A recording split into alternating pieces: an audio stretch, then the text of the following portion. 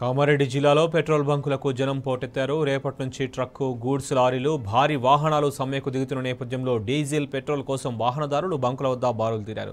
జిల్లాలో ఇప్పటికే కొన్ని బంకులలో నో స్టాక్ బోర్డులు దర్శనమివ్వడంతో వాహనదారులు ఆందోళన వ్యక్తం చేస్తున్నారు.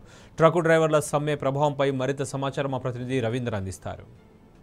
వెహికల్ చట్టాలు డ్రైవర్లను ఇబ్బంది పెట్టే విధంగా ఉందని ఆందోళన బాట పట్టారు ట్రక్ డ్రైవర్లు. హిట్ అండ్ రన్ పేరుతో ఎవరైతే ట్రక్ డ్రైవర్లు కానీ గూడ్స్ వెహికల్ నడుపుతారో వారు యాక్సిడెంట్ చేసి పారిపోకుండా కేంద్ర ప్రభుత్వం ఒక యాక్ట్ తీసుకొచ్చింది. యాక్ట్ ప్రకారం ఎవరైతే ఈ హైవే మీద యాక్సిడెంట్ జరుగుతుందో ఖచ్చితంగా పోలీసులకు సమాచారం అందించాలి, ఆ సమాచారం చేరవేయాలనే నిబంధనను తీసుకురావడం జరిగింది. దాదాపుగా యాక్సిడెంట్ చేసి వెళ్తే 10 లక్షల రూపాయల జరిమానా, 7 సంవత్సరాల పాటు జైలు శిక్ష విధించే విధంగా సరికొత్త చట్టం తీసుకురావడం జరిగింది.